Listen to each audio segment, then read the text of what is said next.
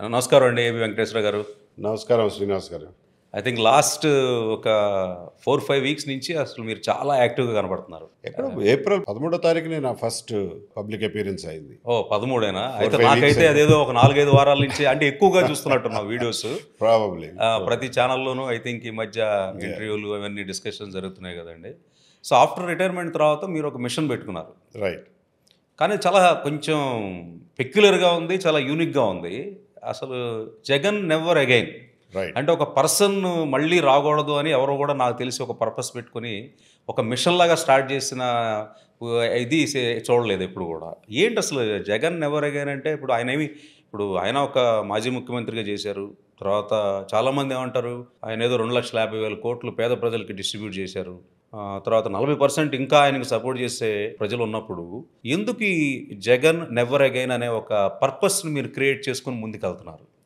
నా లెక్కలో రాజకీయాలు అనేవి అందరూ చేస్తుంటారు. రాజకీయ పార్టీలు చాలా ఉంటాయి, కానీ రాజకీయాల్లోకి చాలామంది వస్తుంటారు. కానీ జగన్మోహన్ రెడ్డి గారు ఒక విలక్షణమైనటువంటి రాజకీయ నాయకుడు. Is different from all others.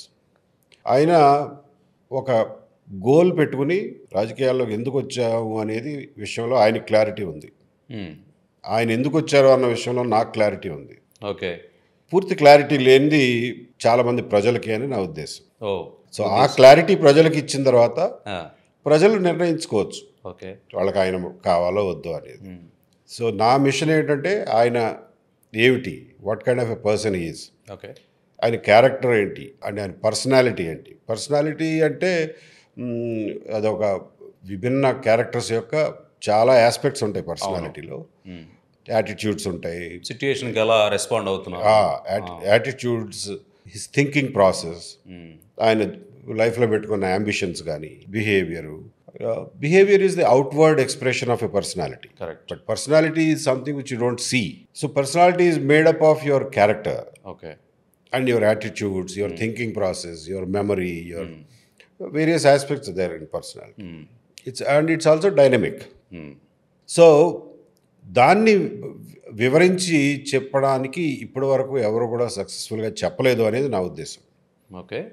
అది చెప్పినాడు ప్రజలే నిర్ణయించుకోవాలి ఆయన ఎటువంటి అయినా ఏమిటన్నది. ఇప్పుడు షేర్ చేయగలరా కొంత? ఎందుకంటే జగన్ నెవర్ అగైన్ అనేది స్లోగన్గా బాగానే ఉంది, కానీ ఎందుకు జగన్ కాకూడదు అని అనేవాళ్ళు చాలామంది ఉన్నారు. రైట్. ఇప్పుడు దానికి జస్టిఫికేషన్ లేకుండా జగన్ నెవర్ అగైన్ అనేది అందరికీ కూడా అర్థం కాదు కదా. I agree. ఏంటి అసలు మీరు చెప్పిన దాన్ని వివరించి చెప్పాల్సిన బాధ్యత కూడా నా మీదే ఉంది. అవును, అది చెప్పగలరా? Yes. చెప్పండి. అంటే అసలు ఎందుకు మీరు ఆ ఉద్దేశాన్ని తీసుకుని ముందుకెళ్దాం అనుకుంటున్నారు? నేను మొదటి రోజు చెప్పినప్పుడే దానికి కావాల్సినటువంటి ప్రాతిపదికను కూడా చెప్పాను. నేను చెప్పింది నేను ఇప్పటికీ రీఇటరేట్ చేస్తున్నది ఏంటంటే, అబద్ధాలు, నేరాలు, అవినీతి, అరాచకం, ఈవెన్ హత్యలు, వీటి పునాదిగా పుట్టింది జగన్మోహన్ రెడ్డి గారి రాజకీయం. ఆయన పార్టీ కూడా అదే పునాదుల మీద నడుస్తోంది. ఆయన రాజకీయ శైలి కూడా అదే రకంగా ఉంటుంది. అండ్ అది ఒక ప్రజాస్వామ్య దేశానికి, స్వేచ్ఛా స్వాతంత్రాలలో బతకాలని కోరుకునేటువంటి ప్రజానీకానికి చాలా ప్రమాదకరమైనటువంటి విషయం. ఓకే. అందుకని ఆ ప్రమాదం బారిన ఒకసారి పడ్డాం, కానీ దాన్ని మర్చిపోయి మళ్ళా ఆ ప్రమాదంలో పడకూడదు అనే దృఢమైనటువంటి ఆబ్జెక్టివ్తో నేను ముందుకు పోతున్నాను. బేసికల్లీ ఆయన ఫౌండేషనే దురుద్దేశాలతో కూరుకున్నటువంటి ఫౌండేషన్. దురుద్దేశాలు అంటే ఇవే రాజకీయాల్లోకి ఎందుకు రావడం అని అంటే, ఎంత వీలుంటే అంత విచ్చలవిడిగా సంపాదించాలి. సంపాదన అందరూ చేస్తారు, కొద్ది గొప్ప రాజకీయాల్లో అందరూ సంపాదించుకుంటారు. పార్టీలు నడపడానికి అందరూ డబ్బులు వసూలు చేసుకుంటారు. దాన్ని చందాల రూపంలో కానివ్వండి, ఇంకొక రూపంలో. అది అక్రాస్ ద స్పెక్ట్రమ్ అన్ని పొలిటికల్ పార్టీస్లోనూ చూస్తాం మనం. ఒక సెంట్రిస్ట్ పార్టీలే కాకుండా రైటిస్ట్ పార్టీలు చేస్తాయి, లెఫ్టిస్ట్ పార్టీలు చేస్తాయి. బికాజ్ పార్టీ నడవాలి కదా. కానీ ఇది అట్లా కాదు. ఓకే. ఒక పార్టీ నడపడం కోసం కాదు ఆయన సంపాదన. ఆయన స్వంతానికి సంపాదించుకోవడానికి ఎక్కువ ప్రాముఖ్యత ఇస్తాడు. దానికి అంతు కూడా ఉండదు. కానీ ఇది ఒక ఎలిగేషనే కదండి, ఏమన్నా ప్రూఫ్స్ ఉన్నాయా? అంటే ఇప్పుడు Proofs విచ్చలవిడిగా అన్నారు మీరు. ప్రూఫ్స్ ఆర్ సిబిఐ ఛార్జ్ షీట్లు, ఈడీ ఛార్జ్ షీట్లలో మీరు చూసింది వాళ్ళు 43,000 కోట్లని ఒక మదింపు చేశారు. కానీ అది అసలు నా ఉద్దేశంలో, నాకు తెలిసి కూడా, ఉద్దేశం కాదు, ఊహ మాత్రమే కాదు, నాకు తెలిసి కూడా అది యాక్చువల్గా చాలా partial list. Okay. CBI ED investigate చేయని ఆస్పెక్ట్స్ కేసెస్ చాలా ఉన్నాయి. అవి ఏ కారణాల వల్ల కానివ్వండి అప్పట్లో ఇన్వెస్టిగేట్ చేయలే పూర్తి స్థాయిలో. ఫర్ ఎగ్జాంపుల్ సండూర్ పవర్ కంపెనీనే ఇన్వెస్టిగేట్ చేయలే వాళ్ళు. అన్నిటికంటే మాతృక సండూర్ పవర్ కంపెనీ వ్యవస్థాపన, దాన్నే ఇన్వెస్టిగేట్ చేయలే. ఎందుకు చేయలేదు అని అంటే సరే టైం లేదనుకున్నారో లేకపోతే మిగిలిన కేసులు ఎక్కువ ఇంపార్టెంట్ ఉన్నారో తెలియదు. కానీ ఇలాంటివి ఇన్వెస్టిగేట్ చేయకుండా వదిలేసినవి చాలా కేసులు ఉన్నాయి. వాటన్నిటిని కూడా యాక్చువల్గా వాళ్ళ ప్రజల్లోకి తీసుకురావాల్సిన అవసరం ఉంది. అది ఎవరో ఒకటి చేయాలి కదా. అవును, ఇప్పుడు మీరు చెప్పింది అవినీతి పరంగా కొన్ని ఎగ్జాంపుల్స్ చెప్తున్నారు, సిబిఐ కేసులు, ఈడీ ఛార్జ్ షీట్స్ అనేది. కానీ ఒక ముఖ్యమంత్రి గారుగా వచ్చినప్పుడు ప్రజలకి కొన్ని మల్టిపుల్ డైమెన్షన్స్లో మన ముఖ్యమంత్రి యొక్క పర్ఫార్మెన్స్ని మెజర్ చేయొచ్చు. రైట్. మీరు అన్నట్టుగా రాజకీయాల్లో ఇవన్నీ ఉంటాయి, కానీ ఓన్లీ మీరు చెప్తుంది ఏంటంటే ఇంటెన్సిటీ కొంతమంది ఇక్కడే ఉంటే బాటంలో, ఇక్కడ ఇన్ఫైనైట్లో ఉందని చెప్పేసి మీరు చెప్తున్నారు. రైట్. ఓకే, ఆ ఇంటెన్సిటీ అనేది వేరీడు, బట్ ఎవ్రీబడి ఈజ్ డూయింగ్ అనేది ఈరోజు భ్రష్టు పట్టిన రాజకీయాల్లో అన్ఫార్చునేట్గా అదొక సిచ్యుయేషను. భ్రష్టు పట్టిన రాజకీయాల్లోని కాదు, అంటే రాజకీయాలు పుట్టినప్పటి నుంచి ఇది తప్పదు. పార్టీ వ్యవస్థలు పుట్టినప్పటి నుంచి కూడా మీకు చందాలు వసూలు చేసుకుని పార్టీని నడపాల్సిన అవసరం, ఆర్గనైజేషనల్ ఇవి ఉన్నాయి. అవును. సో చందాలు కాకుండా అవినీతి చేయడం అనేది అది మొదటి నుంచి తప్పే, ఎవరు చేసినా తప్పే. కానీ మీరు అనేది ఇది ఆయన ముఖ్యమంత్రి కాకముందు జరిగిన ఇష్యూస్ ఇవి సిబిఈడీలు. కానీ అయిన తర్వాత జరిగిన అవినీతి అనేది గురించి పెద్ద ఏమి ఉన్నాయంటారా ఎగ్జాంపుల్స్? మీరే చూస్తున్నారుగా. ఇప్పుడు ఈ మద్యం కుంభకోణం ఇన్వెస్టిగేషన్ నడుస్తుంది కాబట్టి పూర్తి వివరాలు మనకి ఇంకా తెలియదు అనుకోండి. ఓకే, బట్ చూచాయిగా మనకు అప్పటి నుంచి తెలుసుగా, ఆయన చేసినప్పటి నుంచి కూడా the way they were running it. అంటే క్యాష్ ట్రాన్సాక్షన్స్ ఒకటి, limited brands, then own distilleries, entire supply చైన్ని చేతుల్లోకి తీసుకోవడం. Okay okay. ప్రభుత్వం ఎప్పుడైనా ఎవరైనా చేస్తే ఎక్కడో చోట సప్లై చైన్లో ఇంత అని తీసుకోవచ్చు. ఎంటైర్ సప్లై చైన్ని కంట్రోల్ చేయటం అంటే ఇది ఒక అక్కడే ఈయనకిన్ను మిగిలిన వాళ్ళకి తేడా నేను అనేది. ఓకే, అది ఒక పరాకాష్ట. ఓకే, విచ్చలవిడతనం. ఓకే. మళ్ళీ దాని మీద నుంచి వచ్చే ఆ మద్యం మీద నుంచి వచ్చే పన్నుల డబ్బుల్ని 25 సంవత్సరాల పాటు బ్యాంకులకు తాకట్టు పెట్టి దాని మీద లోన్ రేజ్ చేసి మీరు అన్నటువంటి ఈ ఉచిత పథకాలకి బట్టలు నొక్కడం. ఎవరి డబ్బులు ఎవరికి ఇస్తున్నాడు ఆయన? అంత తెలుసుకోలేనంత పిచ్చోళ్ళ ప్రజలు. ఎక్కడ డబ్బులు అవి? ఎవరి డబ్బులు అవి? ప్రజలవి. ప్రజల డబ్బులు ఎక్కడ ఉన్నాయో అక్కడ. ఫర్ ఎగ్జాంపుల్ ఇంకొక విషయం చెప్తా. అంటే ఈయన విపరీత మనస్తత్వానికి, విపరీతమైనటువంటి పోకడలకి కొన్ని ఎగ్జాంపుల్స్ మనం గుర్తుపెట్టుకోవాలి. ఎప్పుడైనా సరే గవర్నమెంట్లో ఉద్యోగస్తులకు జీతం ఇవ్వడం అనేది మామూలు విషయం. 1వ తారీఖున జీతాలు రావడం అనేది సాధారణమైన విషయం. నేను ఉద్యోగంలో చేరినప్పుడు కానీ స్వాతంత్రం వచ్చిన దగ్గర నుంచి ఎప్పుడు కూడా ఏ ప్రభుత్వం ఆ విషయంలో ఉద్యోగస్తులు ఏడిపించిన దాఖలాలు ఎప్పుడు లేవు. 1వ తారీఖు కాదు 2వ తారీఖు ఎప్పుడన్నా ఇబ్బంది వస్తే 3వ తారీఖు తప్ప. అదర్వైజ్ ఎప్పుడు వస్తాయో తెలియదు శాలరీస్. ఓకే, ఆ పరిస్థితికి తీసుకొచ్చాడు. 20వ తారీఖు శాలరీస్ వేసిన రోజులు ఉన్నాయి. ఉద్యోగులు కూడా ఏ స్థాయికి చేరుకున్నారంటే 20 పోనీ వేస్తే చాలరా బాబు అనే పరిస్థితికి చేరుకున్నారు. 5 ఏళ్ళు అలాగే నడిచింది. 5 ఏళ్ళు అలాగే నడిచింది.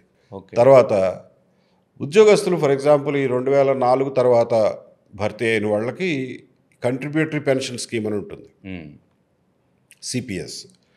అందులో ఏంటంటే ప్రతి నెల మీ జీతంలో నుంచి కొంత అమౌంట్ మీరు కంట్రిబ్యూట్ చేస్తే ఈక్వల్ అమౌంట్ గవర్నమెంట్ కంట్రిబ్యూట్ చేయాలి. ఆ రెండింటినీ తీసుకెళ్ళి ఈక్విటీస్లో ఎక్కడో ఆ పెన్షన్ మేనేజ్మెంట్ సిస్టంలో పెడతారు. అది మీరు రిటైర్ అయినప్పుడు దాని వాల్యూ ఎంత ఉంటే అంత మీకు వెనక్కి వస్తుంది. ఓకే, అది contributory pension scheme. So contributory pension స్కీమ్లో గవర్నమెంట్ వేయాల్సిన కంట్రిబ్యూషన్ ఉంది కదా, అది ఎగ్గొట్టేశాడు. ఓకే, గవర్నమెంట్ వేయాల్సిన వీళ్ళది కట్ చేసి దాన్ని కూడా ఈ డబ్బంతా ఎక్కడికి వెళ్ళాలి? సెంట్రల్ గవర్నమెంట్కి వెళ్ళాలి.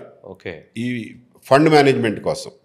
ఓకే, స్టేట్ గవర్నమెంట్ ఇవ్వాల్సింది ఉద్యోగి దగ్గర కట్ చేసింది, రెండు కలిపి సెంట్రల్ గవర్నమెంట్ ఫండ్కి వెళ్తుంది. అంటే ఇది ఆఫ్టర్ రిటైర్మెంట్ బెనిఫిట్ అండి. ఇది ఆఫ్టర్ రిటైర్మెంట్ బెనిఫిట్. ఓకే, ఇప్పుడు అది వెళ్ళలేదు. గవర్నమెంట్ ఇవ్వాల్సిన కంట్రిబ్యూషన్ వెళ్ళలేదు సరికదా, ఉద్యోగస్తులు వాళ్ళ జీతంలోంచి కంట్రిబ్యూట్ చేసిన దాన్ని కూడా ఈయన వాడేసుకున్నాడు. అసలు ఇది ఎక్కడన్నా వింటారా మీరు?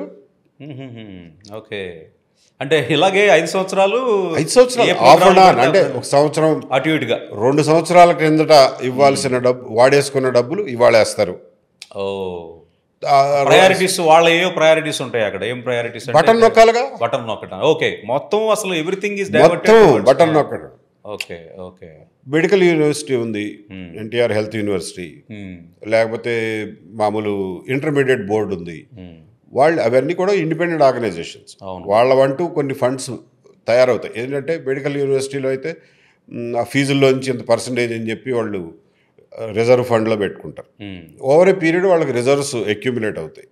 ఇంటర్మీడియట్ ఫర్ ఎగ్జాంపుల్ మీరు కట్టే పరీక్ష ఫీజుల్లో వాటిలో నుంచి 10 రూపాయలు, 20 రూపాయలు, 100 రూపాయలు ప్రతి స్టూడెంట్కి వస్తాయి.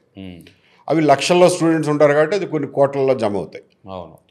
అవి వాళ్ళు నెక్స్ట్ టైము ఏదైనా రీసెర్చ్ ప్రాజెక్ట్కో లేకపోతే టెక్స్ట్ బుక్లు మార్చాల్సి వచ్చినప్పుడు కంట్రిబ్యూటర్స్కి ఇవ్వడానికో ఇట్లాంటి వాటికి వాడతారు. ఓకే. ఇలా పీడీ అకౌంటరీ బోర్డులు, కమిషనరేట్లు వాళ్ళ సెపరేట్ అకౌంట్ ఉంటుంది, వాళ్ళ దగ్గర కొంత డబ్బు ఉంటుంది. ఆ డబ్బు మొత్తం ₹1 లేకుండా మొత్తం అవగొట్టేశారు. మొత్తం లాగేశారు. ఇన్స్టిట్యూషన్స్ డబ్బులు కూడా మొత్తం లాగేశారు. ఒకటి ఎంప్లాయీస్ దగ్గర ఉన్న వాళ్ళ కంట్రిబ్యూషన్ వేయకపోకుండా వాళ్ళది వేసిన కంట్రిబ్యూషన్ కూడా వాడటం. రెండోది ఇప్పుడు మీరు అసలు బోర్డుల దగ్గర, ఇన్స్టిట్యూషన్స్ దగ్గర ఉన్న డబ్బు మొత్తం ఊడ్చిపడేశారు. ఇదంతా మరి ఓకే, ఒక రకంగా రాంగ్ గవర్నెన్స్. కానీ ప్రజలకి బెనిఫిట్ చేయడానే కదా అతను బటన్ నొక్కటం అంటే. ఊరినే బటన్ నొక్కటం కాదు కదా. ప్రతి వాళ్ళకి వాళ్ళు చెప్పేది ఏంటంటే అసలు టెన్షన్గా 6ంటికి ఏం కావాలంటే అది వచ్చేస్తుంది. మంత్లీ అసలు శాలరీస్ కూడా అంత యాక్యురేట్గా రావు. గవర్నమెంట్ ఎంప్లాయీస్ సఫర్ అయి ఉండొచ్చు కానీ ప్రజల పరంగా చాలా బాగా చేశారని చెప్పి ఒక వర్గం చెప్తూ ఉంటుంది. చెప్తారంటే అందులో నైతికత అనేది ఉండాలిగా. ఓకే, నువ్వు డబ్బులు గవర్నమెంట్ ట్యాక్సుల్లో నుంచి కొంత భాగం సంక్షేమానికి ఖర్చు పెట్టడం, నిజంగా పేదవాళ్ళని ఆదుకోవడం అనేది ఒక పద్ధతి. లేదు, నాకు ఓట్లు కావాలి కాబట్టి వ్యవస్థ మొత్తాన్ని కుళ్ళబొడి చేసి దాన్ని హాలో చేసేసి ఆ డబ్బంతా తీసుకెళ్ళి పంచిపెట్టేసి వాళ్ళ ఓట్లు వేయించుకుంటాను అనేది, ఇది ప్రజల సంక్షేమాన్ని దృష్టిలో పెట్టుకుని చేసిందా లేకపోతే తన రాజకీయ లబ్ధిని దృష్టిలో పెట్టుకుని చేసిందా? ఇది నిజంగా ప్రజల సంక్షేమాన్ని దృష్టిలో పెట్టుకుని చేసిందని మీరు అనుకుంటారా? అంటే కెన్ వి బిలీవ్ దట్? అంటే అది ప్రజలు చెప్పారు కదా. అంటే మీరు నేను ఆన్సర్ చేసే కంటే ప్రజలకి అది నచ్చలేదు. ఎగ్జాక్ట్లీ. అది ఎందుకు నచ్చలేదు అనేది ఎగ్జాక్ట్లీ అది అనలైజ్ చేయాల్సి వస్తుంది. ఎందుకంటే ప్రజలకి చాలా చేసినా సరే అతనికి ఓట్లే లేదు అనేది ఒక అనాలిసిస్ ఉంది. ఎందుకు నచ్చలేదు మీ దృష్టిలో? అంత డబ్బులు ఇచ్చినా సరే ప్రజలు నెగిటివ్గా ఎందుకై ఉంటారు? ప్రజలకు తెలుసు అండి ఎందుకు ఇస్తున్నాడో. ప్రజలంత పిచ్చోళ్ళేం కాదు. ప్రజలు ఎందుకు ఇస్తున్నాడో తెలుసు, ఎక్కడి నుంచి ఇస్తున్నాడో కూడా తెలుసు. ఓకే, వీడెంటరా బాబు మెంటల్ కేసులా ఉంది అని చెప్పి ప్రజలు రివోల్ట్ అయ్యారు. ఓకే, అందుకనే ఆ లెవెల్ ఆఫ్ ఓటింగ్. ప్లస్ ప్రతి 50 మందికి ఒక వాలంటీరు, 50 ఫ్యామిలీస్ బాగా పనిచేసింది అంటారండి వాలంటీర్ సిస్టమ్.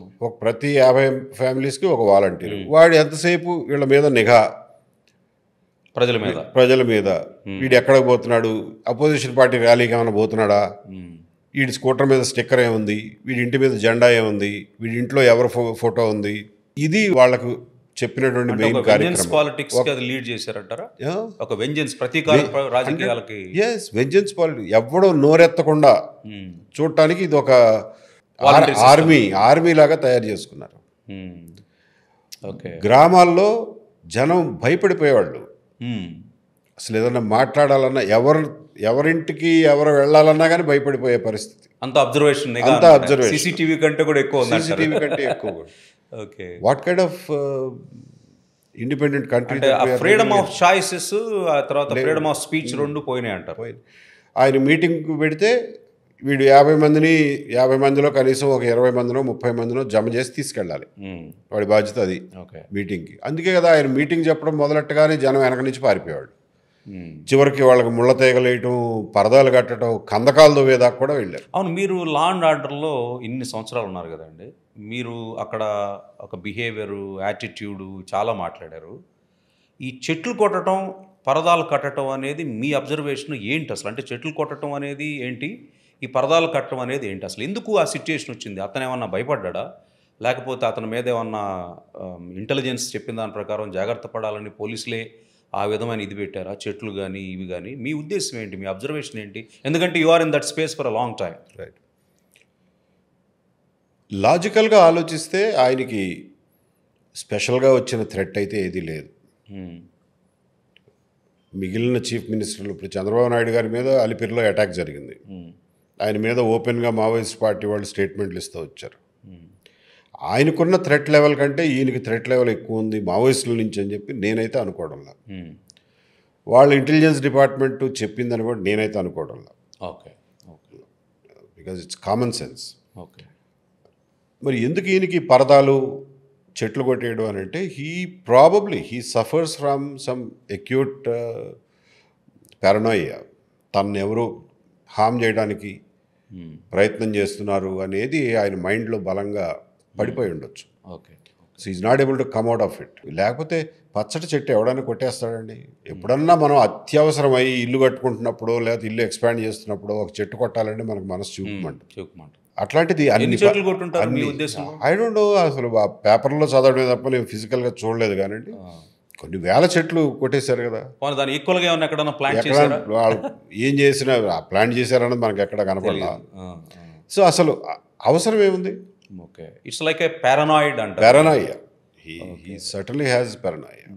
సార్, ఇప్పుడు మీరు డీజీపీ స్థాయిలో పనిచేశారు. 5 సంవత్సరాల్లో జగన్ నెవర్ అగైన్ అనే ఆస్పెక్ట్స్ మల్టిపుల్ డైమెన్షన్స్ మాట్లాడుతున్నారు. లా అండ్ ఆర్డర్ ఎలా ఉందని మీ ఉద్దేశం? అంటే మొత్తం మనకి 1956 కదండి మన ఆంధ్రప్రదేశ్ ఫామ్ అయింది. కంబైన్డ్ ఆంధ్రప్రదేశ్ ఫామ్ అయింది 56 కదా. ఆంధ్ర రాష్ట్రం ఫామ్ అయింది 53. అది పొట్టి శ్రీరాములు గారు జరిగింది. ఇన్ని సంవత్సరాల్లో లా అండ్ ఆర్డర్ మీరు దాదాపుగా ఒక 35-40 ఇయర్స్ నుంచి ఉన్నారు కదా. 2 స్టేట్లు కంబైన్డ్గా ఉన్నారు, ఇది ఉన్నారు. ఇప్పుడు జగన్ నెవర్ అగైన్ అనే ఒక దానికి జస్టిఫికేషన్గా లా అండ్ ఆర్డర్లో కూడా ఏమైనా జరిగినాయి అంటారా? అంటే అసలు దారుణాతి దారుణంగా మెయింటైన్ చేసేవాళ్ళు. ఏమున్నాయండి అంటే ఏంటి ఇప్పుడు అంత కంప్లీట్ ఏకపక్షం. అండ్ లా చట్టం అనే దాన్ని వెపనైజింగ్ ద లా అంటారు. చట్టాన్ని ఆయుధీకరించారు. అంటే చట్టాన్ని ఒక ఆయుధంలాగా వాడారు. చట్టాన్ని చట్టంలాగా వాడలా. ఎదుటివాడిని ప్రతిపక్షాన్ని నిర్వీర్యం చేయడానికి, వాళ్ళని నాశనం చేయడానికి ఒక ఆయుధంలాగా వాడారు. ఉదాహరణలు సూర్యనారాయణ అని ఒక ఆయన NGO leader, I think commercial taxes వాళ్ళ ఆర్గనైజేషన్కి లీడర్ అనుకుంటా ఆయన. ఓకే, ఆయన మా జీతాలు బాకీలు రావడం లేదండి మాకు, పిఆర్సీ విషయంలోనూ వాటిల్లోనూ కొన్ని విషయాల్లో గవర్నర్కి ఒక వినతి పత్రం ఇవ్వడానికి వెళ్ళాడు. వినతి పత్రం ఇచ్చి బయటకు వచ్చాడో లేదో టపటపటపని చెప్పి గవర్నర్ దగ్గర ఉన్న సెక్రటరీ ఐఏఎస్ ఆఫీసర్ని నువ్వు వీళ్ళకి ఇంటర్వ్యూ ఎందుకు ఇప్పించావు అని చెప్పి అతన్ని ముందు ఇమీడియట్గా రిమూవ్ చేస్తారు అక్కడి నుంచి. మై గాడ్, గవర్నర్ దగ్గర నుంచి? గవర్నర్ దగ్గర. అంటే గవర్నర్తో మాట్లాడేది కూడా ఏముండదా? అసలు ఆ గవర్నర్ ఎంత బుద్ధిమంతుడో మనకు అర్థమవుతుంది. గవర్నర్ తన సెక్రటరీని రిమూవ్ చేస్తా అంటే ప్రొటెస్ట్ కూడా చేయలేనంత వీక్ గవర్నర్ అనమాట.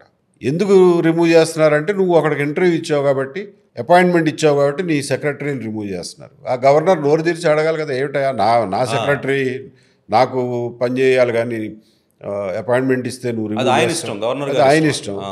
అంటే గవర్నర్ కూడా ఆ స్థాయిలో వాళ్ళు, అంటే గవర్నర్ కూడా స్థితిలో ఉన్నారు. గవర్నర్లు కూడా నోరెత్తలేని స్థితిలో ఉన్నారు ఆ రోజు.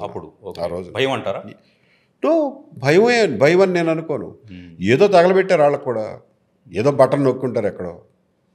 అది మనకు తెలియదు, ఎలిగేషన్ కదా. తెలీదు, నేను తెలియదనే చెప్తున్నాను. నేను తెలిస్తే ఇంకా ఓపెన్గా చెప్పేవాడిగా, ఫలానా బటన్ నొక్కారని చెప్పేవాడిని. ఓకే, సూర్యనారాయణ గారిది. సో సూర్యనారాయణ వినతి పత్రం ఇచ్చాడు, వచ్చేసాడు. వచ్చిన తర్వాత ఆయన మీద రకరకాల కేసులు పెట్టి ఆయన్ని ఎలా పరిగెత్తించారంటే ఈ స్టేట్లో లేకుండా ఆయన ఎక్కడో ఢిల్లీకి అక్కడ పోయి తలదాచుకోవాల్సిన పరిస్థితి కలగజేశారు.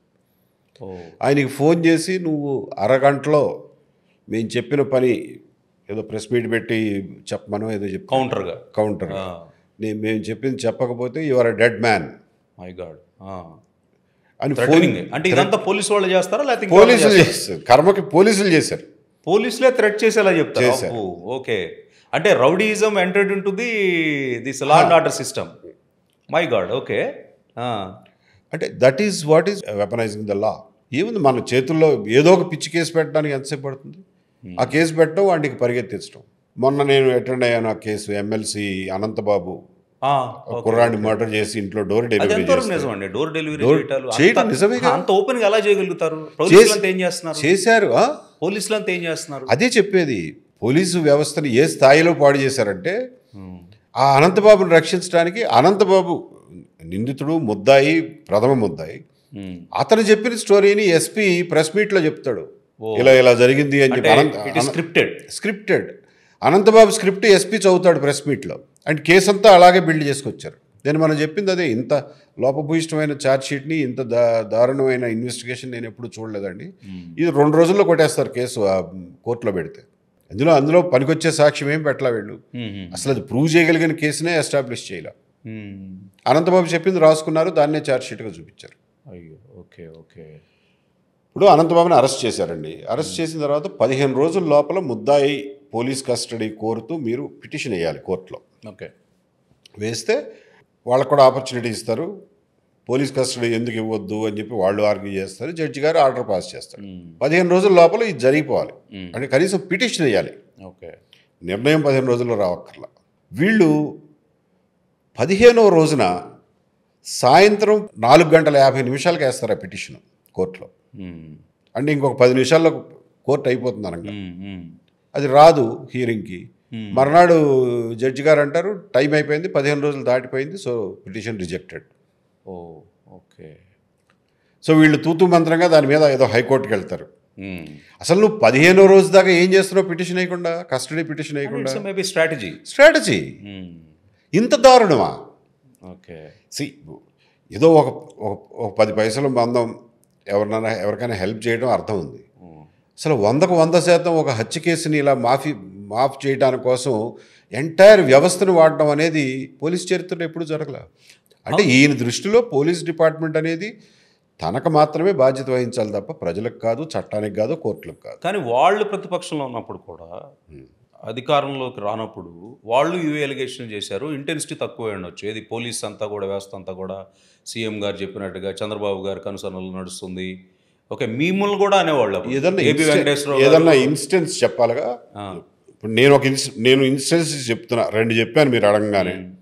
అలాగే డాక్టర్ సుధాకర్ గారు కోవిడ్ టైంలో నడి రోడ్లో పడేసి, చేతులు వెనక్కి కట్టేసి, చొక్కా లేకుండా రోడ్డు మీద పడేసి కొట్టడం. దాన్ని ఎవరో పాపం ఈ మద్యం బాగుంటలేదు, ధరలు ఎక్కువైనాయి అని అంటే ఆ పిల్లని కొట్టి చంపేశారు ప్రకాశం జిల్లా దగ్గర.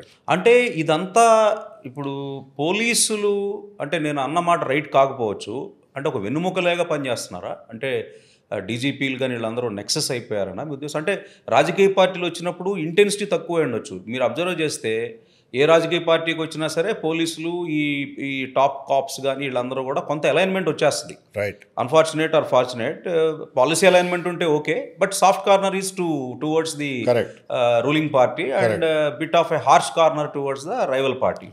ఇది ఇప్పుడు మనకి 56 నుంచి జరుగుతున్నప్పుడు ఇక్కడ జరిగిన, మీరు చెప్పేది ఏంటంటే, మీరు చెప్తున్న సిచ్యుయేషన్స్ చూస్తుంటే ఇవి చాలా వైల్డ్గా ఉన్నట్టుగా అనిపిస్తున్నాయి.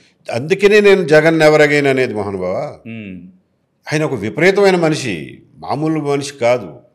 మీరు నేను వచ్చిన తర్వాత చెన్నారెడ్డి గారు, జనార్దన్ రెడ్డి గారు, విజయభాస్కర్ రెడ్డి గారు, చంద్రబాబు నాయుడు గారు, కిరణ్ కుమార్ రెడ్డి గారు, వైఎస్ రాజశేఖర రెడ్డి గారు, రోషయ్య గారు, ఇంతమంది చీఫ్ మినిస్టర్లు చూశారు. ప్రతి ఒక్కరి హయాంలోనూ ఎంతో కొంత మీరు అన్నట్లుగా ఒక 10% రూలింగ్ పార్టీకి ఇంక్లినేషన్ ఉండటం సహజం. కానీ ఇది అడ్డగోలు, కంప్లీట్ అడ్డగోలు. 110% లాగా ఉంది అడ్డగోలుతనం. అంటే ఏ స్థాయిలో అడ్డగోలుతనం అంటే, పోలీసులంతా ఉన్నది నా పనులు చేసి పెట్టడానికే, అంతే తప్ప అక్కడ చట్టం ఏంటి, రాజ్యాంగం ఏంటి, ఎవరికి కావాలి అదంతా? ప్రజలు నన్ను ఎన్నుకున్నారు, 151 సీట్లు ఇచ్చారు, నేను చెప్పిందే రాజ్యాంగం తప్ప ఇంకొక రాజ్యాంగం ఏంటి, నేను కాకుండా ఇంకొక రాజ్యాంగం ఎక్కడుంది అనే అది రాజకీయ అపరిపక్వత అని కూడా అంటాను నేను. He doesn't understand what a government stands for. Government is only a trustee for 5 years. Correct. And as per constitution, you have to drive and policies and rules. Exactly. ఆయన పుట్టకముందు పుట్టింది కాన్స్టిట్యూషన్. అండ్ మనది రాజ్యాంగబద్ధమైనటువంటి చట్టబద్ధ పరిపాలనలో కొనసాగే దేశం. అవును. ఇది మన north Korea లాగా డిక్టేటర్షిప్ కాదు. నువ్వు నిజంగా డిక్టేటర్ అయినా 5 ఏళ్ల పాటే కదయా. నీ ముందు తర్వాత కూడా ప్రపంచం ఉందిగా.